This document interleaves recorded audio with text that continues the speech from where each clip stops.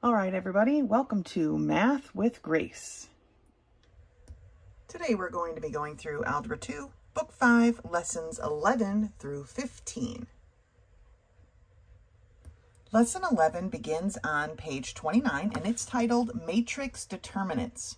It says the determinant of a square matrix is a number associated with that matrix, useful for solving systems of equations, which is something we'll do moving forward next semester. The determinant of a matrix A is indicated by DETA, or the absolute value of A. I probably won't use this absolute value thing because to me that gets confusing. So I'm just going to call it the determinant of A. Now, to calculate, here's a 2 by 2 matrix to begin with. We basically want to calculate on this like downward angle, kind of like cross multiplying, right? So it's going to be A times D minus C times B, okay? That's the general layout for a 2 by 2. Now, as we move forward, the layout's going to change a little bit, but that's the general idea, okay? So for this example 1, we have this matrix, 7, 5, 1, 2, right? And we multiply 7 times 2 and subtract 1 times 5. And we get 9. 9 is the determinant for that matrix, okay? Moving on to a matrix a bit more complicated, here we have a 3 by 3. Now, the difference here is we're going to multiply in like this downward sweep, okay? So A times E times I. And the problem is when we get to the next row, right, because we went down like this, BF, we don't have that third thing. So what we have to do for these larger matrices is we kind of have to repeat just the first 2 rows. So we have to, and that's kind of what they did here. They did all 3, but we don't really need the third row, okay? So when we repeat them, then it becomes B times F times G and C times D times H, okay? So you see how that's my downward sweep. That creates my first term. And then for the subtracted term, I go upward now. G times E times C plus H times F times A plus I times D times B, okay? So we're just going to basically rewrite the numbers on the outside, just copy them over, and then we can do our down, down, down, up, up, up, okay? And then we get the 2 terms we need. So calculating the determinant for this matrix. 2, negative 1, 5, 0, 3, negative 2, 4, 1, negative 3. I believe the book doesn't have a negative symbol there because that looks like my purple pen. And so it's a negative 3, okay? So when we multiply our down, it's going to be 2 times 3 times negative 3, okay? Well, 2 times 3 is 6, times negative 3 gives us a negative 18. Then we take negative 1 times negative 2 times 4, because we copied that 4 to the outside, right? Negative 1 times negative 2 is 2. 2 times 4 is 8. Then we have 5 times 0 times 1. Well, anything times 0 is going to be 0, so my 0 ends up over here.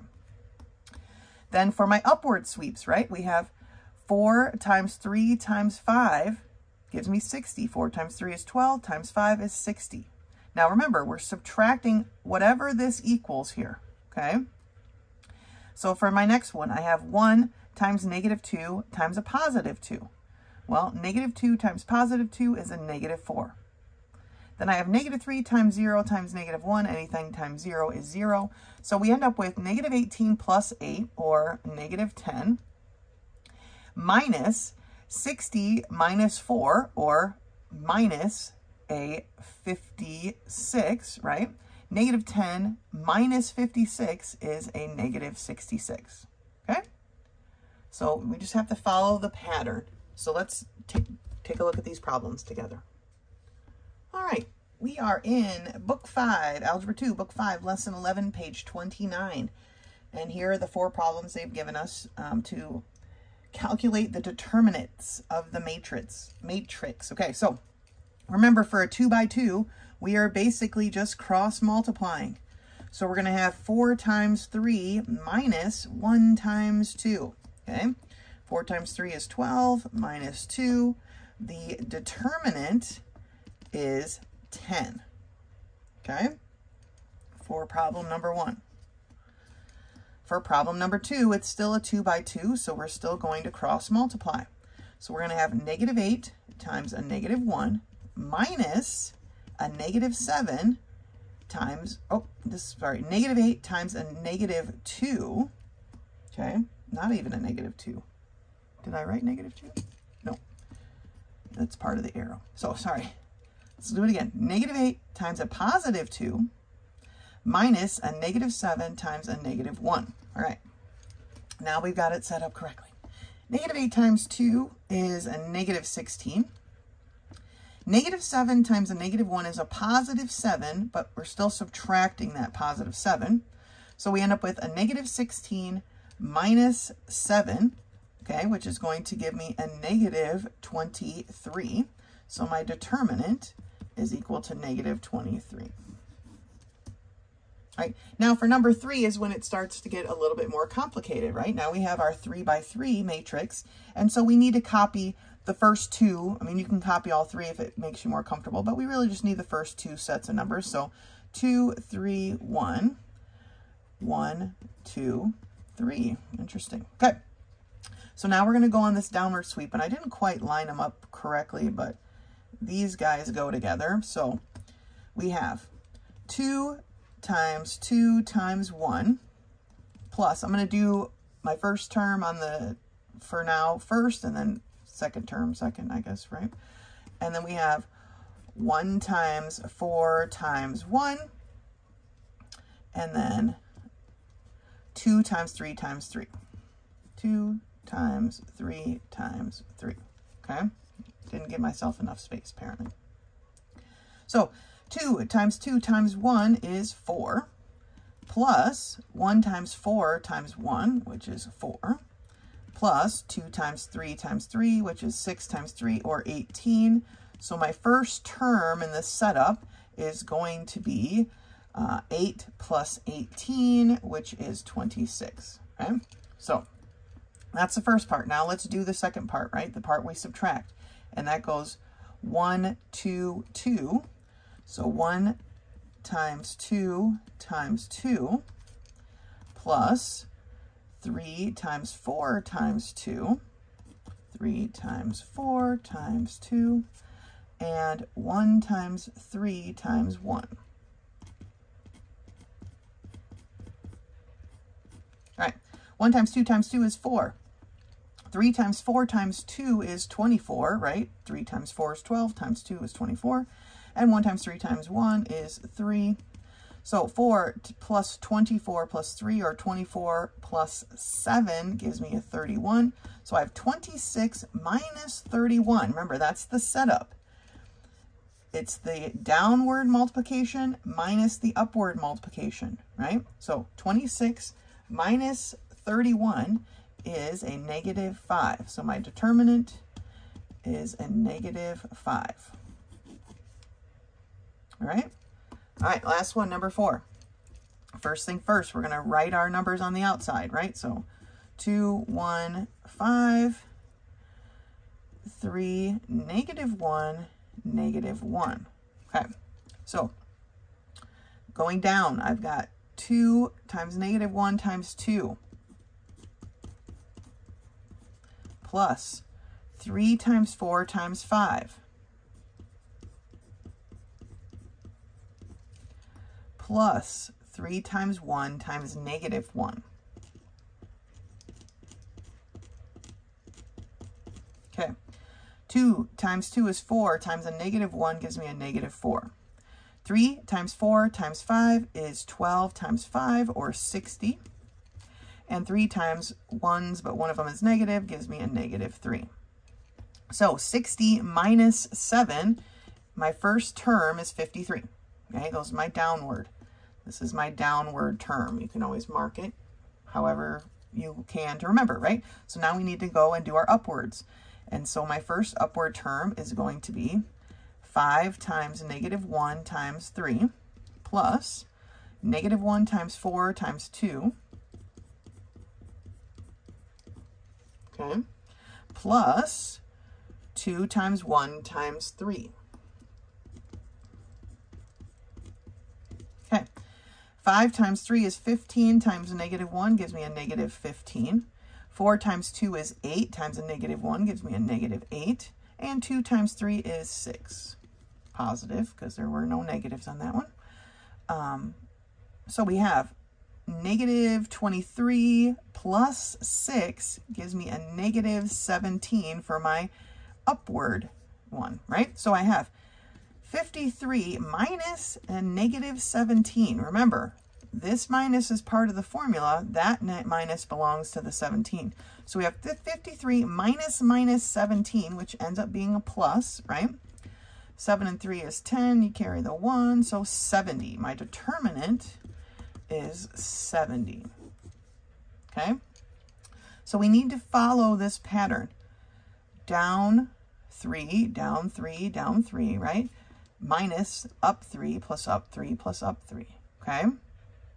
That's the pattern. Obviously with a 2 by 2, it's slightly different. And I would assume if we had a 4 by 4, we would just have one more number, right? So just very meticulous. Be careful how you do your work, all right? But that is finding the determinant of a matrix. Go ahead and finish the rest of lesson 11 and meet me back here for lesson 12. Lesson 12 begins on page 31, and it is entitled Fractional Exponents. We are doxing radicals here because we are giving away their secret identity. And the fact that fractional exponents are another way to express radicals. Okay, so a radical is just a number with a fractional exponent. Okay, that's all it is. They can be written back and forth. They can be changed from one writing style to the other to help solve different problems. It can go back and forth. So now you know. So it says the numerator. So here's my this is very, I don't even know if you can see it on video or not, but hopefully you have your book. They printed it very faintly. But the numerator of a fractional exponent, so obviously the top part of the fraction, is the exponent of the radical. So exponent of the radicand, sorry. So what's underneath here? This 3, we have the square root of 7 to the 3rd power. The 3 goes in the numerator of your fractional exponent. The denominator is the index of the radical, okay? So for this one, it's a square root, so we don't write the 2 normally, but there is that little invisible 2 there. So it becomes the 7 to the 3 over 2, right, power. 7 to the 3 over 2 power. So the denominator is the index. So this one, we have the cubed root of 7 to the 4th power is the same as 7 to the 4 over 30 power, okay, or the 4/3 power. It's always exponent over index, okay? This is an important ratio to remember. All right. It says fractional exponents can be reduced like normal fractions. So we need to reduce, okay? Simplify, simplify, simplify our fractional exponents. So here it shows x to the 3 over 6 is the same as x to the 1 over 2, or the square root of x, okay? These are all the same thing. An improper fractional exponent indicates that a root can be extracted, right? Going back to up here, 7 to the 3rd power, the square root of 7 to the 3rd power is the same as 7 to the 3 over 2. That is an improper fraction. There is a whole set of 7s in there that we can take out, right? So this would reduce to 7 times the square root of 7, right? Or you could write it as 7 to the 2 over 2 times 7 to the 1 over 2, right? Same thing. All these, this is exactly what's represented here.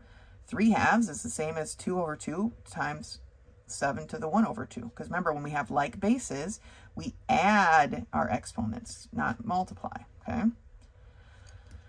So they shows, an improper fraction shows that something can be taken out, right? Be extracted. Let's take a look at these example 1 problems.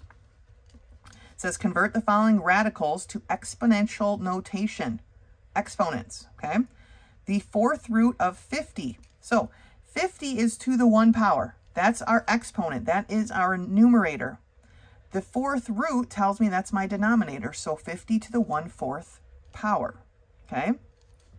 The square root of 13b. Now, here we have different parts, right? 13 is a numerical value. B is an exponent. So when we write that with exponential notation, we need to write the exponent for both, okay?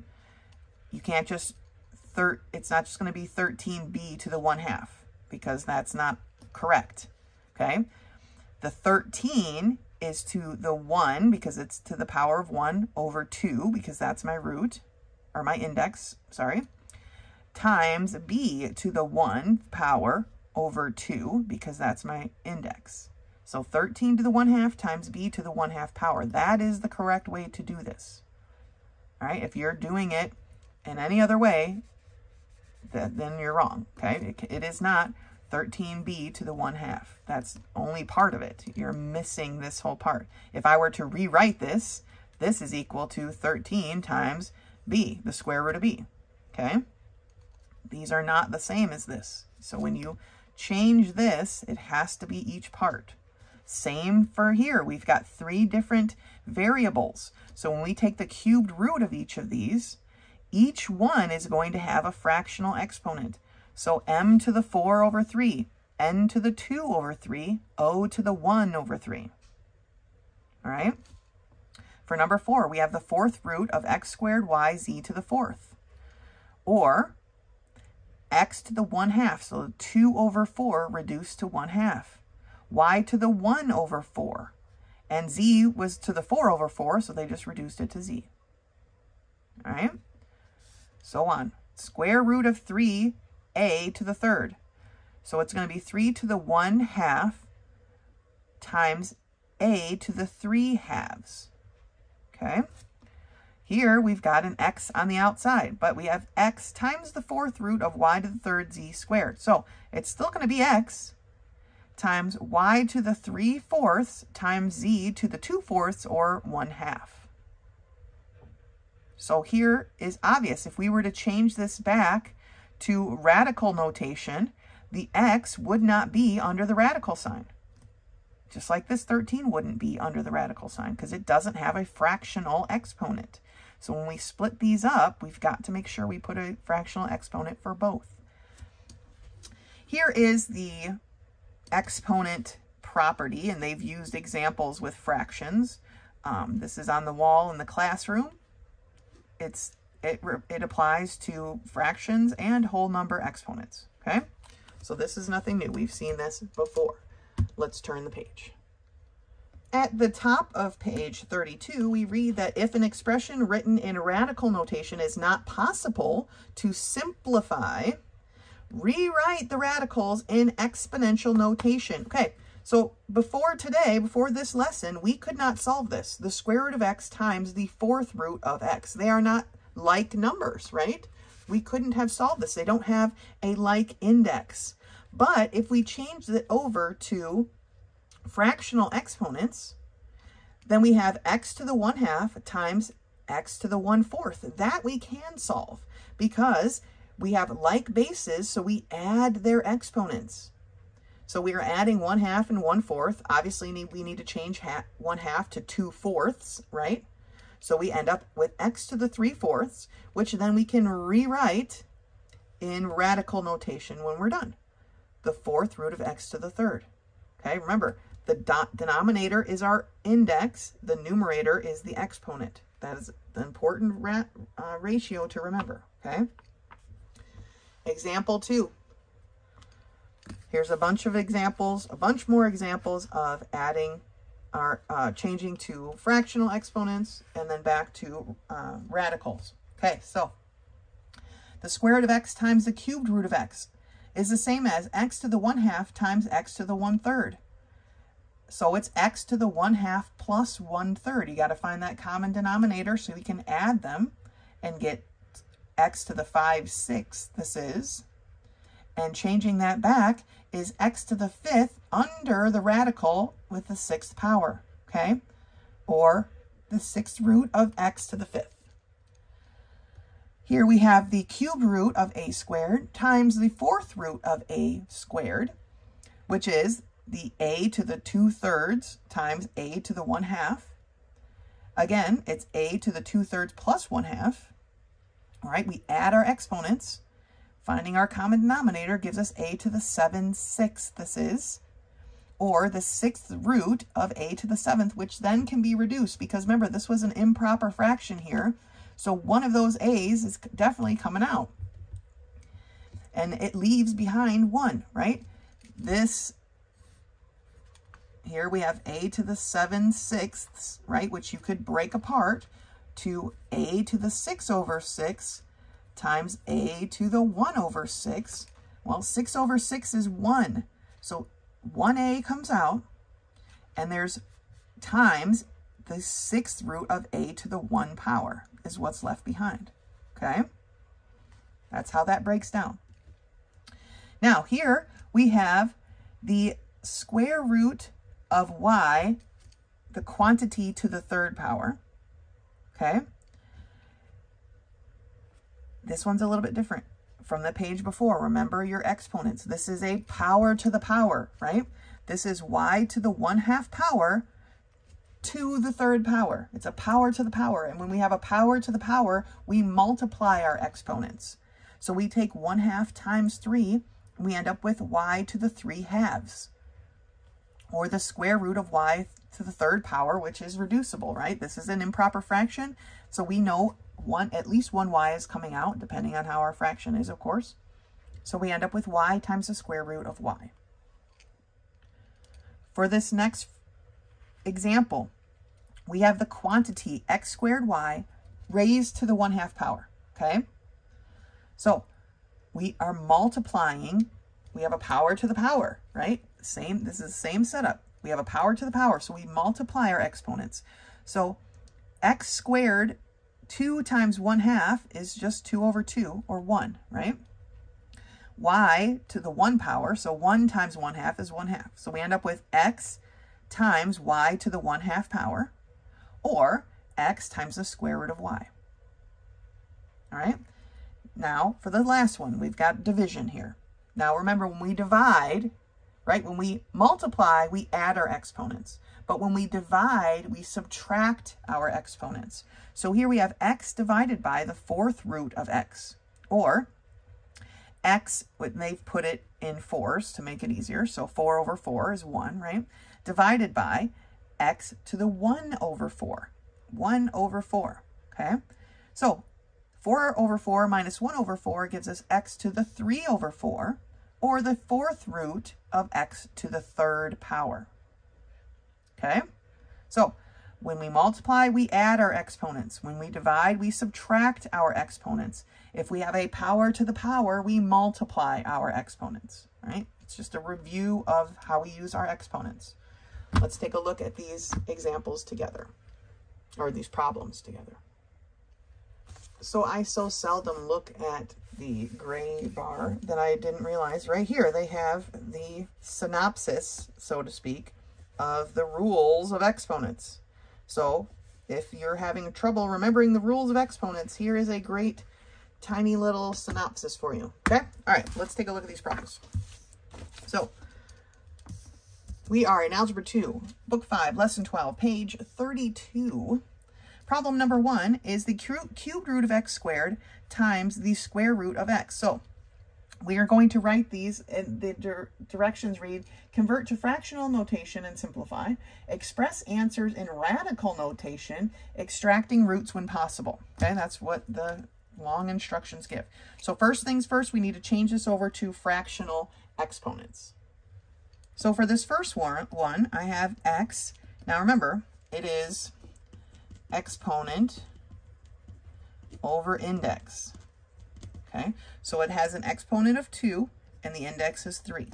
So it's x to the 2/3 times x, right? And this has an exponent of 1 and an index of 2. So times x to the 1/2, which gives us x to the 2/3 plus 1/2 power, right? Now I need to combine these fractions. The common denominator is going to be 6. So I'm just going to rewrite it like this.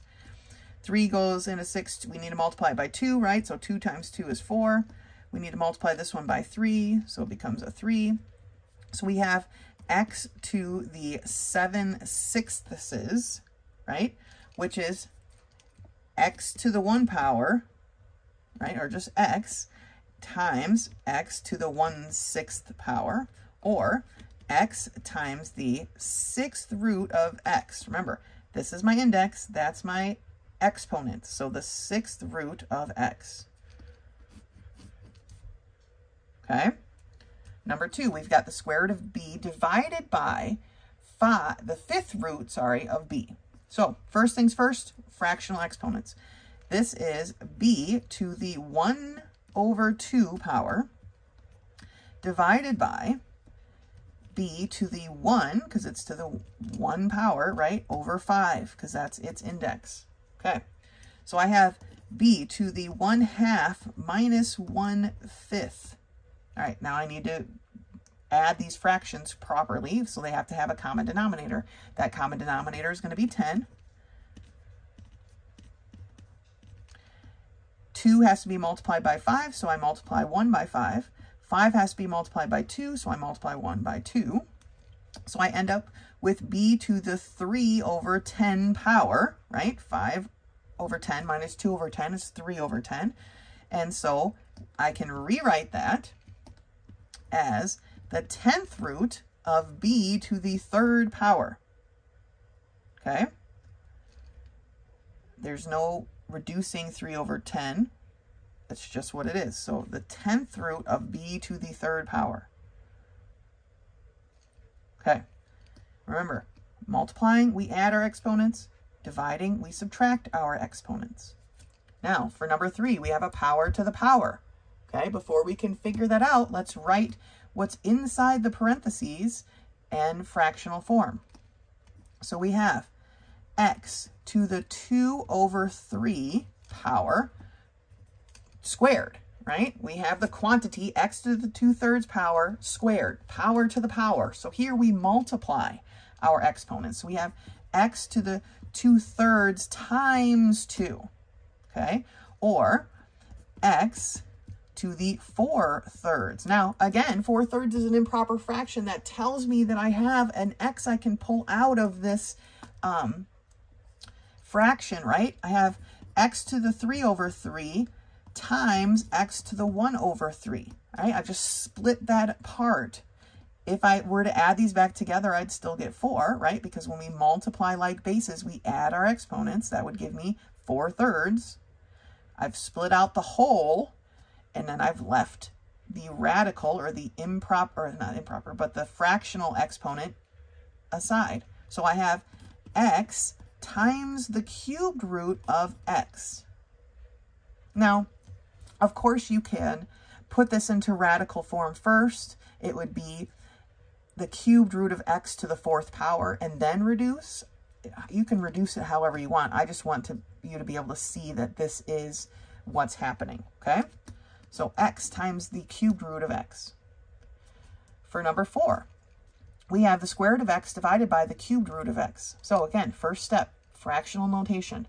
This is x to the 1/2 power, 1/2, divided by x to the 1/3 power, 1/3, okay?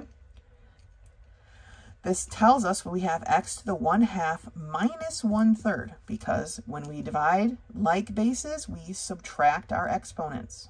So we have a common denominator of 6, right? 2 times 3 is 6, so I multiply 1 by 3. 3 times 2 is 6, so I multiply that 1 by 2. I have 3/6 minus 2/6 gives me 1/6. So this is x to the 1/6 power, Changing it back to radical form, I have the 6th root of x to the 1 power, but you don't have to write that, right? You can if you want. And that's how that is. Index, exponent.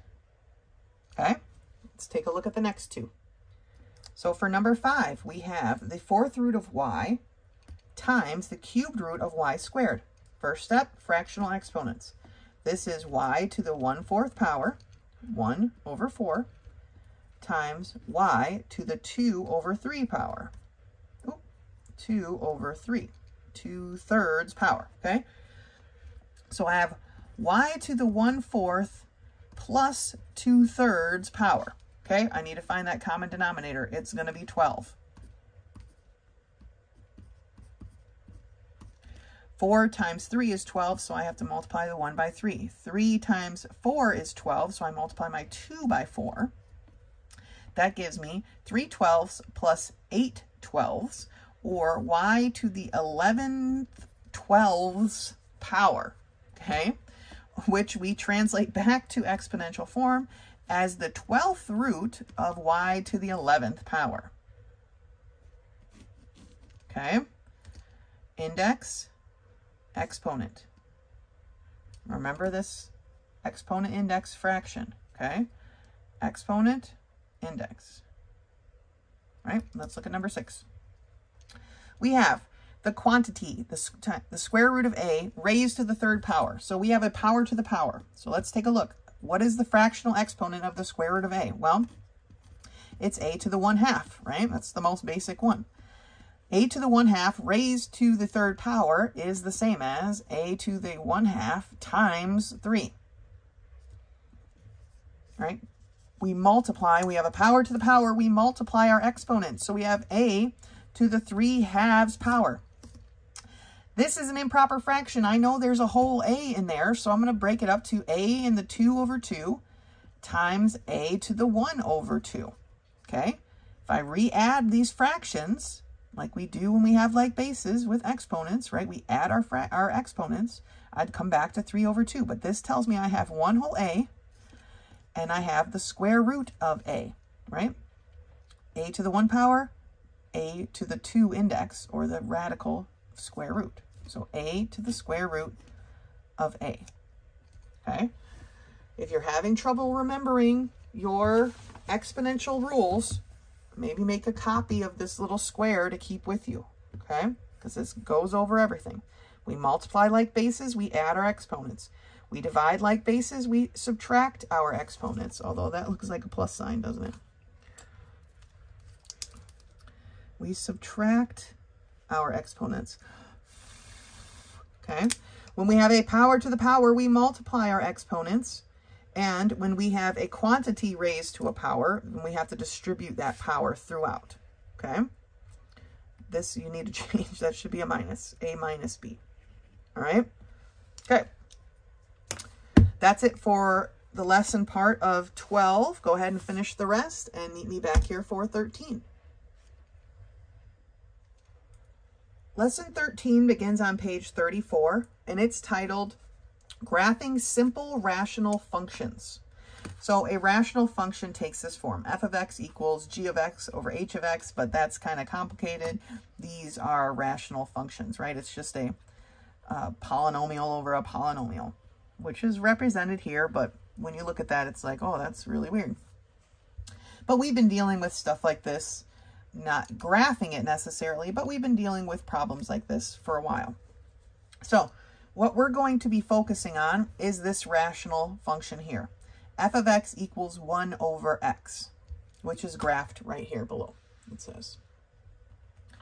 The graph of a rational function will closely approach the, it's called a hyperbola. I skipped that part, okay? It's a pair of symmetrical bowed lines is what that is. So it's a hyperbola. We've done parabolas, now we're on hyperbolas. It says the graph of a rational function will closely approach lines called the asymptotes as graph goes towards infinity. So as you can see, the asymptotes for this one just happen to be the x and y axis, but the closer this line gets to the further up it goes, the closer it will get to the y-axis, but it will never, ever, ever touch it. It'll go on and on forever, amen, never touching it, just getting incrementally closer, okay? But it will never be exactly 0, ever. So here are some general notes and the following characteristics of this graph. So this, remember, this is the most basic one, 1 over x. The x-axis is a horizontal asymptote. It won't ever cross it. It'll get closer and closer, but it will never touch it. The y is the vertical, same thing. It'll get closer and closer, but never touch it. The domain of the function, or the valid x values, is all the numbers except for 0. The graph is symmetrical with respect to the origin. Every xy point has a corresponding negative x, negative y point on the graph.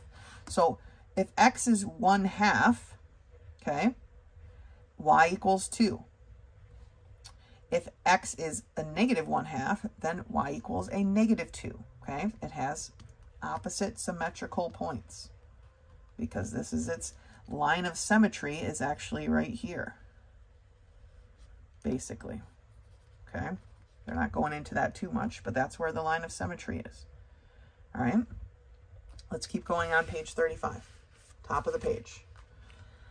It says adding a negative sign in front of the function reflects or mirrors the graph across the x-axis. So now it's kind of flopped over, right? Now we have our bows going this way. Our asymptotes are the same. The line of symmetry is now the opposite as well, okay? Changes to specific parts of the function will move or translate the graph, okay? We've done graph translations. Adding or subtracting a constant to the function, translate the graph up or down. So here is f of x equals 1 over x plus 1. So now our horizontal line or asymptote has moved up to a plus 1. We're at y is plus 1. Okay, that's our new asymptote. The y-axis is still the same. If we subtract 2, so 1 over x minus 2, then we move down to our new asymptote is at here, x or y minus 2, okay? The rest stay the same, although the picture doesn't quite do it justice, right? Okay. When a constant is added into the denominator, the graph is shifted left or right. Now, it's shifted in a different way. Right here, plus 1 meant we went up 1. Negative 2 meant we went down 2. But here it's the opposite, okay?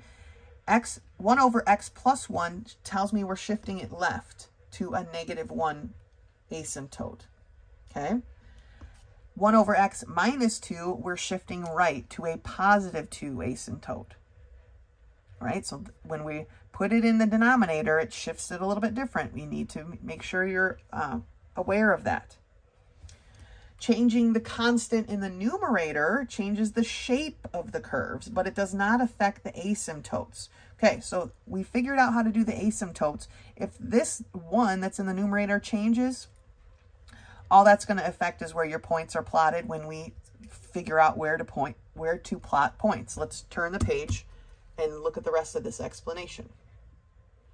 So at the top of page 36, we have the summary, okay? The first thing I want you to do is draw the horizontal asymptotes according to the constant added to or subtracted from the fraction. Draw the vertical asymptote. This will be the number which will make the denominator 0. That's why I said it's opposite, right? What makes this 0, x minus 1? It would be a positive 1. So that's where this asymptote is, okay? And usually we draw those with dotted lines. I'm not sure why they didn't draw the dotted line in here. We draw our asymptotes in a dotted line like this. This dotted line is here, but they didn't draw the vertical one. Okay?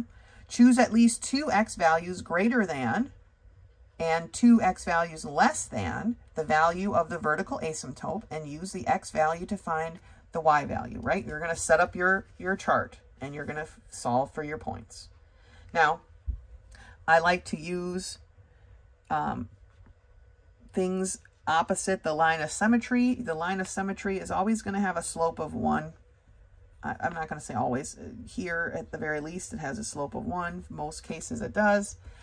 and it is wherever your asymptotes cross, that's where it begins. Okay, so you could pick one point on either side, right? Here, on this side of my line of symmetry is x equals plus 2. Here is x equals plus 3. We solve for those. They do the opposite to get these points over here, okay? And then you plot the ordered pairs that you solve for. Sketch the curve, and you're done, all right? So let's put this into practice, doing these problems together. So we are in Algebra 2, Book 5, Lesson 13, page 36. Problem number 1 reads, f of x equals 2 over the quantity x plus 1 plus 1. So my asymptotes, I don't know how to abbreviate that. I'm just going to say ASY. My asymptotes are at, remember, this is the y value, so y equals 1, and then whatever makes this 0 is my x value, or x equals -1, right? -1 plus 1 is 0. So here are my asymptotes. So I'm going to get my graph set up. All right, now I'm going to plot my asymptotes. So y equals 1 is right here. It's just a dotted line. My x equals -1 is here.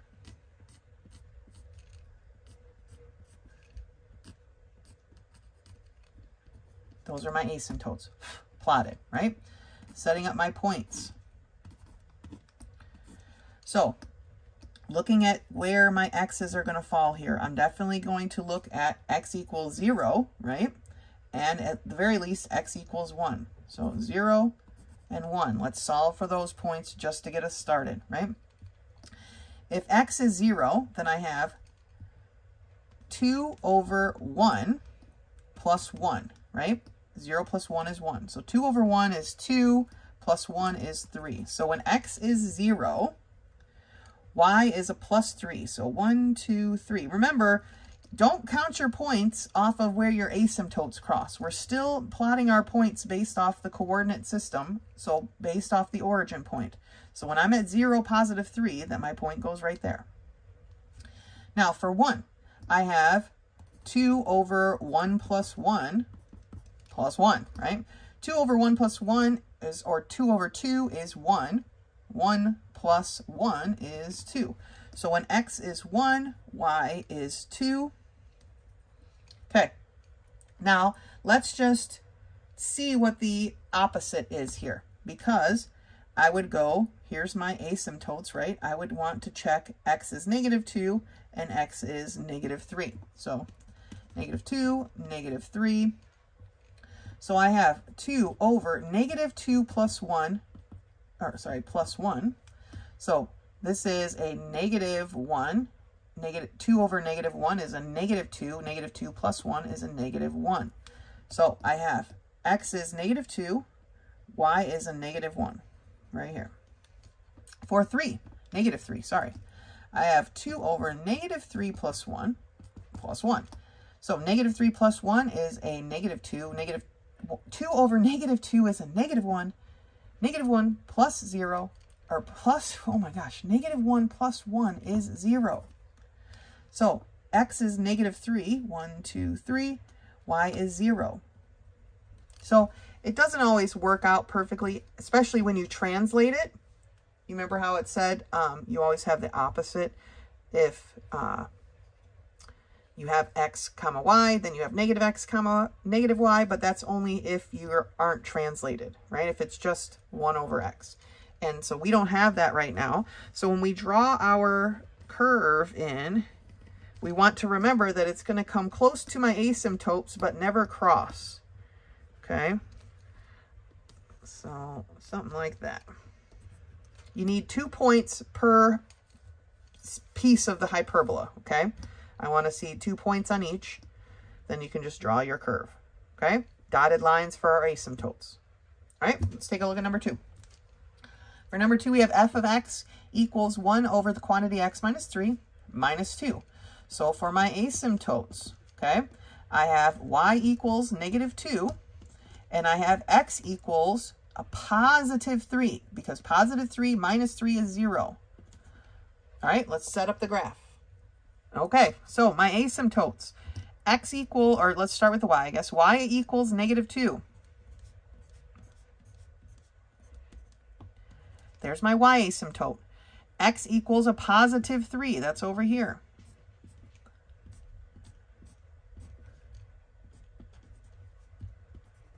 Okay, I probably need a little bit more graph going this way. All right, let's figure out my points here. X, Y. So here is my asymptotes. Remember, this hyperbola bends around our asymptotes. So I'm going to choose points that I know where it's going to bend, right? It's going to bend somewhere right here. So I want to choose x equals 1, 2, 3, 4, and 5. So I want to do 4 and I want to do 5. So putting them into my equation over here, I'm going to have to do the work down here because I'm running out of space. I have 1 over 4 minus 3 minus 2, okay? Or 1 over 1, 4 minus 3 is 1. So 1 minus 2 gives me a negative 1. Okay, so when x is 4, y is negative 1. What about when x is 5? Well, I've got 1 over 5 minus 3 minus 2. 5 minus 3 is 2, right? So 1/2 minus 2. So 1/2 minus 4 over 2. Remember, we have to have a common denominator. Gives me a negative 3 over 2. Not the cleanest number. That's at negative 1/2, 1 1/2. Let's try a positive 6 because I like my numbers to be neat. So if x is a 6, I've got 1 over 6 minus 3. No, it's not going to be any better, right? Or 1/3 minus 2, which is 1/3 minus 6/3, or negative 5/3. So it's just going to get messier from there. So we'll just leave it where we got it here. Forget you 6. Okay. So now for this side, okay, I want at least the first 2 points this direction as well. And so that gives me x is 2 and x is 1, right? 2 and 1. Okay, remember, we're basing our points off our coordinate plane, not off our asymptotes. I mean, we are choosing them, but we have to remember how we're plotting this, okay? So for 2, I have 1 over 2 minus 3 minus 2. 1 over 2 minus 3 is a 1 over a negative 1, so this becomes a negative 1 minus 2, which is a negative 3. Okay, and for this 1, I have 1 over 1 minus 3. Oh, minus 2. Sorry, don't forget that part. So 1 over 1 minus 3 is 1 over a negative 2, so negative 1/2 minus 2, or 4/2, okay, gives me a negative 5/2. All right, so plotting these, okay, we have positive 4, negative 1. 1, 2, 3, 4, negative 1 is here. We have positive 5, negative 3/2. Okay, so positive 5, 1, 2, 3, 4, 5, negative 1.5 gives me a point right here. Okay, so plotting my, got a little close there, but that's all right. And for the next set, we've got positive 2, negative 3. So 1, 2, 1, 2, 3. And then we have a positive 1, negative 5/2, which is 2 and 1/2. So positive 1, negative 1, 2.5. It's right about there. And so that side looks like that. Okay. So we've plotted our 2 points for each curve. Okay. We've plotted our asymptotes. That's what we're looking for right now. All right, let's do the next 2 problems. I got to get a fresh piece of paper. Okay, for problem number 3, we have f of x equals 2 over x plus 2. Okay, my asymptotes. All right, well, my y asymptote, I don't have a plus anything, so it's just y equals 0. Okay, for my x, this needs to be a -2 to make my denominator 0. So x equals -2. There are my asymptotes. I'm going to set up my graph. Okay, setting up y equals 0, it's kind of hard to draw that dotted line, but I'm just going to put the arrows there. I didn't arrow my axes, so that will help. X equals -2 is right here. So those are my asymptotes, okay? Setting up my XY points. Based on my asymptotes, I'm probably going to want to find an x is -1 and an x is 0. Okay? So, for the first part, 2 over -1 plus 2, or 2 over 1, so 2. So -1, +2 gives me a point right there. When x is 0, I have 2 over 2, or 1. So when x is 0, I have a +1. This part of my hyperbola is finished. Okay, now let's do the other side. I want to look at x is 1, 2, -3 and -4. Okay, so when x is -3, I have 2 over -3 plus 2, or 2 over a -1, so a -2. So -3, 1, 2, 3, -2 puts me right here.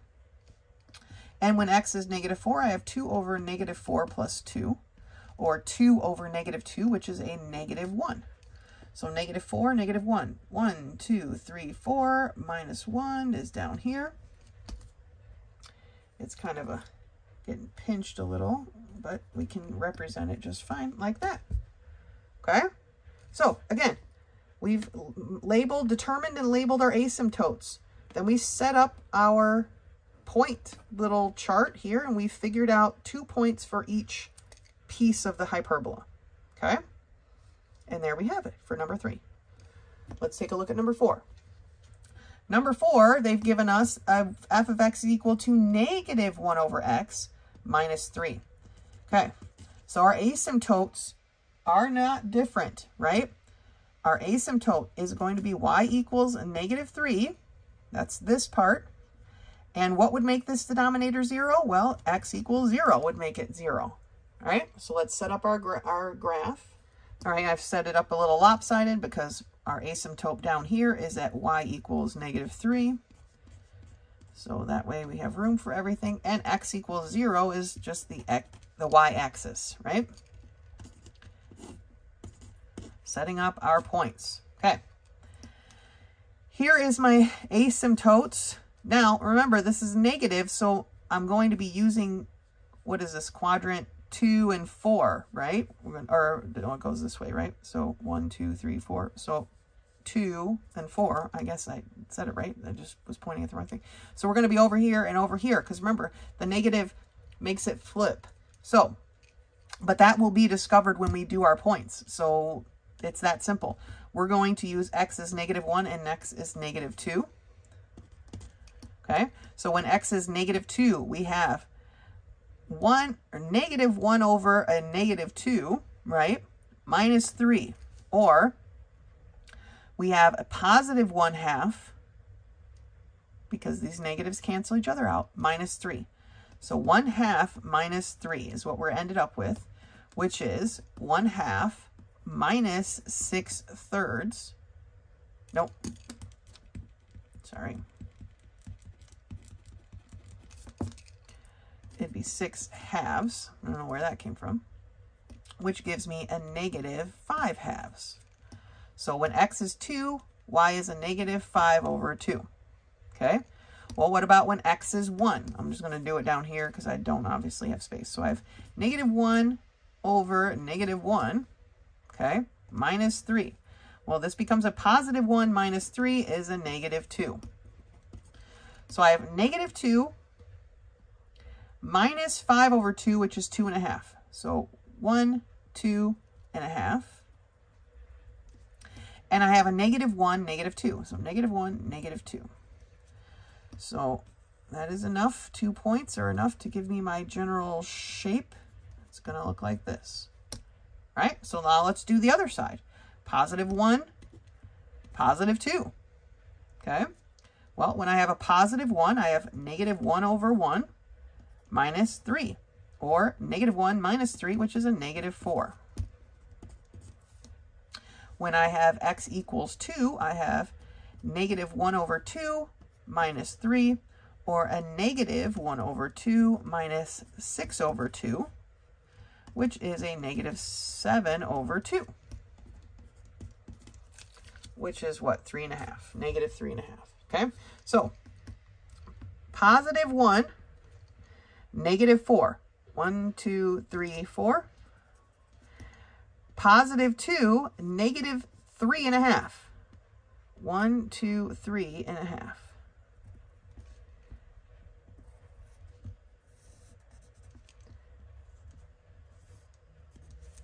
Boom. Okay. Process is exactly the same, even though this was a negative value, right? Even if we didn't remember that the negative flipped it when we figured out our points, it was obvious, right? So it's important to realize that, but let the points speak for themselves. Make sure you're doing your math correctly when you're adding your fractions or subtracting. But first step, label and plot our asymptotes, okay? And then from there, we can figure out our points and draw in a sketch of our hyperbola. All right, great job. That's it for the lesson part of 13. Go ahead and finish the rest on your own and meet me back here for lesson 14. Lesson 14 begins on page 38, and it's titled Solving Right Triangles. It says one of the most significant aspects of right triangle ratio is that no matter how large or small a triangle is, as long as the reference angle is the same, the ratios will be the same. So the example here is that the sine of a 30-degree angle is always 0.5. The tangent of a 45-degree angle is always 1. The cosine of 5 degrees will always be approximately 0.9962, and so on and so forth. No matter how big these similar triangles get, okay, the ratio of their sine of theta is the same. Okay, that's how this works. That's how it's advantageous and useful in many, many different studies of science and whatnot, and mathematics. So on page 46, which is literally the last page of your book, they have a chart, and I've made copies I will hand out in class, but I've made a copy for myself as well because I don't like having to flip back and forth when we're doing our work. So here is a copy of that table. It's on page 46. It says so here, but then they did a misprint here. It is on page 46, and you can go and check it and use it. So it says use the trigonometric tables to find the sine of 29, the cosine of 41, and the tangent of 75 degrees. So here's how we use this table, okay? If we want the sine of 29 degrees, we locate the 29, and then we go across until we're in the sine column. So the sine of 29 degrees is 0.4848, okay? The cosine of 41 degrees, slide it up so it fits here. Here's 41 degrees. Cosine is the second column. So the cosine of 41 degrees is 0.7547. And the tangent of 75 degrees, now the tangent is the third column. Okay, so 75 degrees, you locate that, and you go across, and it's 3.7321. Please write all of the decimals that are there. Now, you can do all of these things. You could do this on your calculator. Let me grab one here.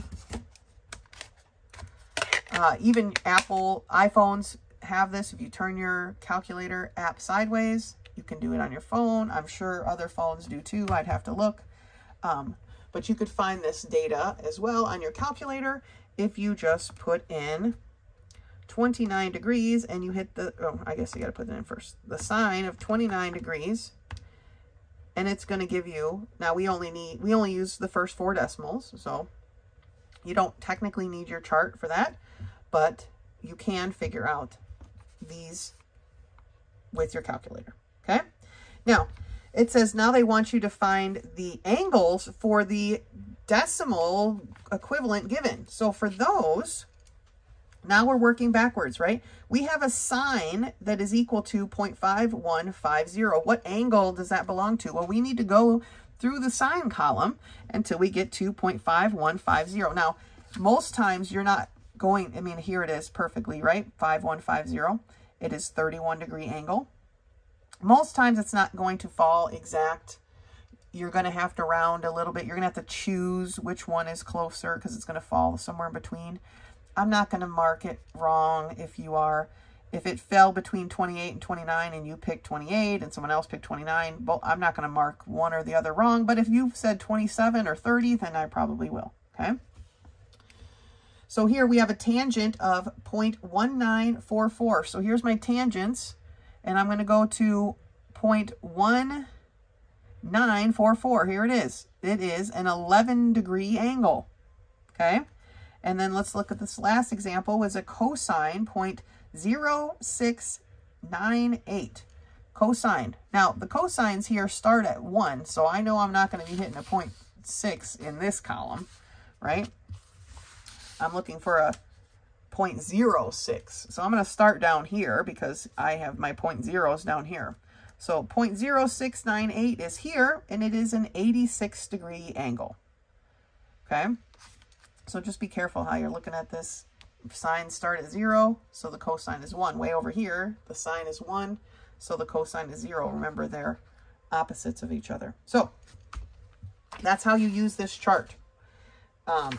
There is a way on your calculator. Let's take a look at seeing if we can reverse do this part. So using your calculator to go the opposite way, right? Here we have the sign decimal. We want to go to the angle. You're going to do, see, mine has a sign to the -1, like the inverse. That's the button we're going to use, the inverse sign. I'm not 100% sure how to do this. If you can do it on an iPhone, I'd have to look, but I'm recording right now, so I can't. But if you do the inverse sign and you put in 0.5150 and hit enter, it gives you 30.99, blah, blah, blah. Rounding that would give you a 31-degree angle. Okay, so that's how you find it in reverse. I mean, it is possible on a calculator, of course, but the chart is also useful. You can use that on tests and quizzes. Make sure you have that for your final test of the semester. Often the ratio will fall between degrees on the table. I already talked about that. You want to round it, right? It says these characteristics of right triangles make it possible with a minimum of information to calculate all of the sides and angles of a triangle. This is referred to as solving a triangle. So, top of page 39, example 2. Solve the following triangle, rounding the values to the nearest tenth. Okay, this is the data that they've given us. We can find the length of the hypotenuse, right? We have 2 sides given to us, so we can find the length of the third side, no matter which side it was, but in this case, we're looking for the hypotenuse. And so they discover that the hypotenuse is 8.6, okay? Square root of 74, or 8.6. And then it says to find the measure of theta, because now these are the parts that we want to solve. We want to know all 3 sides and all 3 angles. This one's 90 degrees, so that one's done for you. Now, when solving for our first angle here, we want to use the data that was given. Obviously, we've solved for the hypotenuse, so we could use the sine or the cosine, but we also rounded this number to get here. So these numbers, we didn't have to round. They were given to us, so those are the ones we typically want to use first, which is going to be the tangent. So the tangent of theta is opposite over adjacent, or 5/7, which is 0.714. Looking at the chart, they say that that is about 35.5 degrees. So 35.5 degrees. Now, you could do the same thing to find beta, right? Now, you could do it several ways. You could add these 2 degrees together, 35.5 plus 90, subtract that from 180, which, or just subtract the 35.5 from 90, because together these are 90, right? And get that 54.5. You could find the tangent of beta as being 7/5. There's many different ways to solve this once we have the data given. But what they want is, what are the measure of the three sides? What are the measure of the three angles? That is solving the triangle. So, example 3. Oh, here it is. What am I looking at? Okay. Here's my example 3. Find the lengths of the missing sides using the tangent equation. Or they want us to solve, rounding the values. Right? So they're going to start. We only have one side given to us, but they gave us the degree measurement here. So now, in this case, this is the problem I wanted to go over the most. We're solving this a little bit different, right? Because the tangent of theta, which is this 25 degrees, is the opposite over the adjacent. The opposite over adjacent, or 3 over a. To solve this, we need to set our tangent of 25 degrees into a decimal, right? And then, how would we solve for a? Well, first we'd have to multiply both sides by a, right? And then you would be dividing by this fraction or decimal. Dividing that 3 by this decimal. And this is the answer now for a. The length of a is 6.43, whatever units. They didn't specify, okay?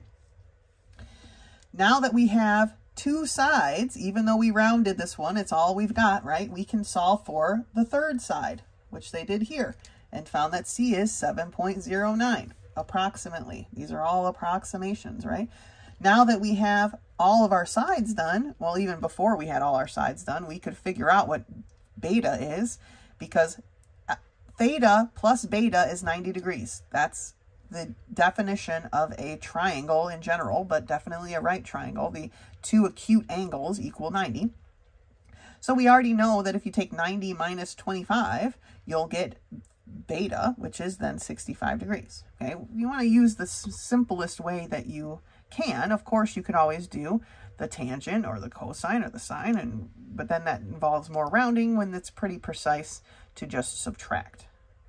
Okay, so solving a triangle is listing the three lengths of the three sides and the size of the three angles. Okay, that is what that means. Let's turn the page. So at the top of page 40, they remind us here, it does not matter which ratio or really which process you choose, whether it's Pythagorean theorem or you're solving with the trigonometry, as long as you're getting all of your points using a correct method. There's many different methods you could choose from, right? And then here it has some data about using your calculator, okay? And how to find or use your calculator to solve for these things. But let's go ahead and look at these problems together. So we are in Algebra 2, Book 5, Lesson 14, page 40. And they want us to determine the ratios, or using our trigonometric table, using your calculator, however you're most comfortable. I'm going to use the table for these first 6 problems. And they want us to say, what is the cosine of 22 degrees? So, again, I just want to use the table. The calculator, I feel like, is pretty straightforward. Go ahead and use it if you like. I want to review how to use the table so that you understand. We go to 22 degrees. We move over to our cosine column and find that it is 0.9272. Okay? Tangent of 88 degrees. All right, well, 88 degrees is way down here. The tangent of 88 degrees is a huge number. It's 28.6363. Okay? The sine of 39 degrees, well, 39, is that on there? No, okay.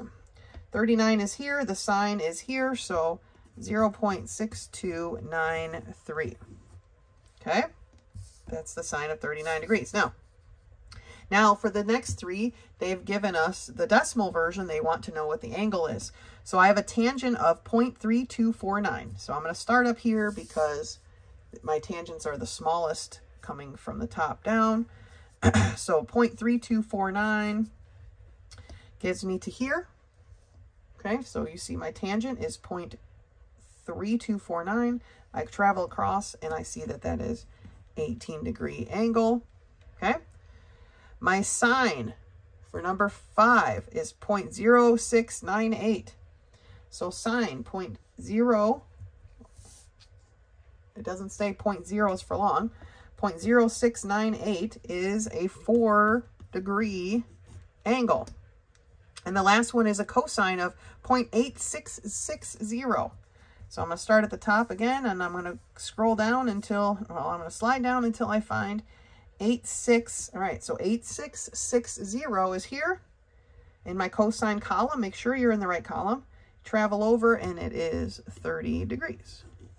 Okay, so that's the first 6 problems. Pretty straightforward. If you used your calculator, that's totally fine. I don't have an issue with that. Let's take a look at the next set. So for problems 7 and 8, they want us to solve the triangle. So I have A, B, C, and then I have, I'll just call it theta because that's what I was given, and beta, and then I have a 90-degree angle, of course, right? I already know that B is 3, right? I'm just filling in what I know. I know my theta is 20 degrees. So now I need to find the rest. 90 minus 20 tells me my beta is 70 degrees. Okay, these 3 numbers should add up to be 180. 90 plus 90 is 180. So I know I'm correct. So now it's just a matter of solving for A and C. Now, there's, like I said, there's many different ways to solve for this. What we're going to do is use the information that was given. The given information is really this 20-degree angle and this 3. And using that, it's the opposite. So I could use a tangent and find opposite over adjacent. Or I could even use the sine, which is opposite over hypotenuse. Both of those are what I want, right? So let's just do the tangent part first. So that tells me that the tangent of 20 degrees is equal to the opposite over the adjacent, okay? So the tangent of 20 degrees is equal to 3 over A. Now, using your calculator or the chart, you should get a very similar answer. The tangent of 20 degrees is 0.3640. 0.3640 is equal to 3 over A, okay? I'm going to multiply both sides by A, and I'm going to divide both sides by 0.3640. Okay, my A's cancel here, these cancel, so I'm left with A is equal to 3 divided by 0.3640. So whether you're using the chart or your calculator, you definitely need a calculator now. So I have 3 divided by 0.3640, and I end up with A is equal to 8.24, blah, blah, blah. So I'm just going to say 8, right? It's an 8 being rounded by this 2, or even the, I guess, 8.2, right? They want, it doesn't say, but let's go to 1 decimal. So A is 8.2. I've solved for that side of the triangle. So now let's solve for C. Well, I'm going to use, again, the data that was given. That's the most pure, right? It's the data that did not have to be rounded at all. So I'm going to say that the sine of 20 degrees is equal to the opposite over the hypotenuse, or 3 over C. Now, using this basic reference, I'm going to end up with C is equal to 3 divided by the sine of 20 degrees, right? That's what, if we solved for the denominator, it was the same thing that had happened here, right?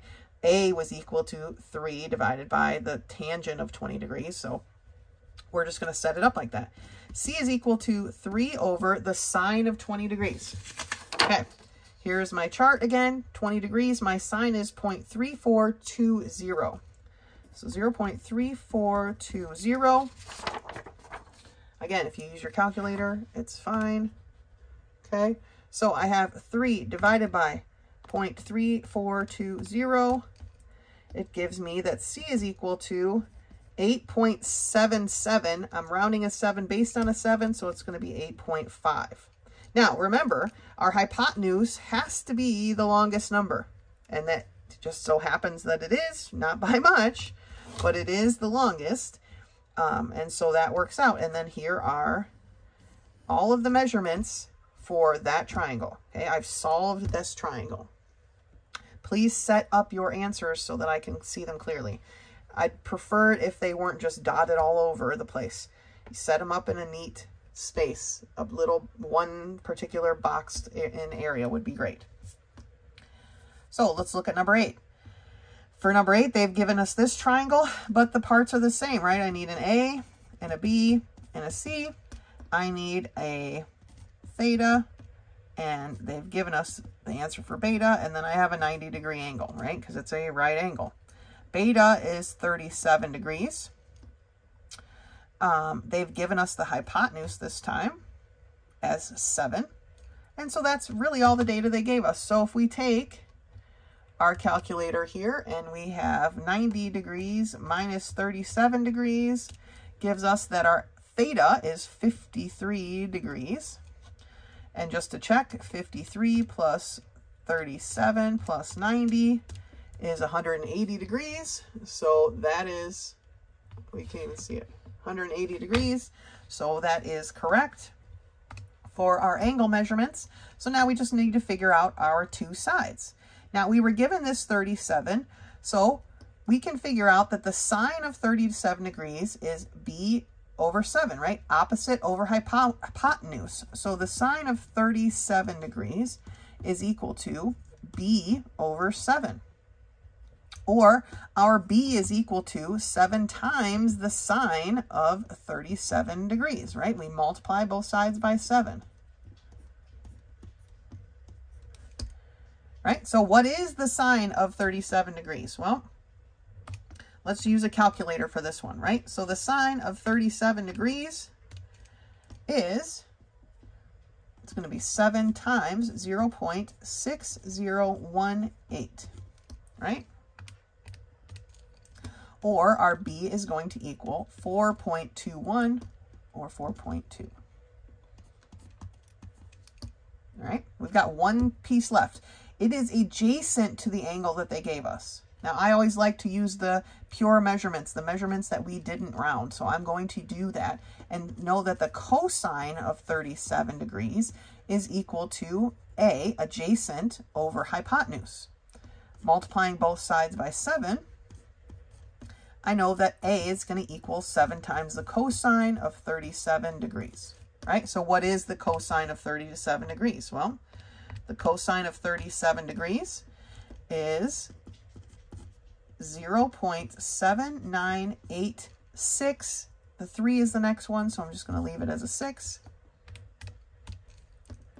So that my length of A is equal to 5.599. Is being rounded based on a 9, so it's going to be 5.6.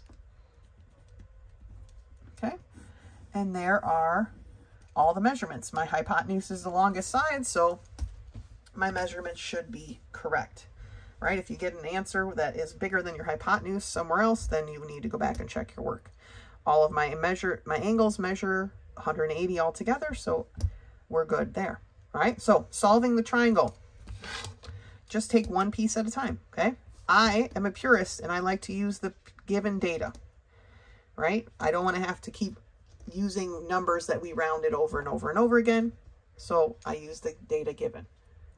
And whether you choose to use your calculator or the chart, that is up to you. I don't have an issue with it either way. Make sure you're rounding well so that your answers aren't too far. Once they start to drift too far, then we're going to have an issue. But, you know, make sure you're rounding correctly. All right. That's it for lesson 14. Go ahead and finish the rest.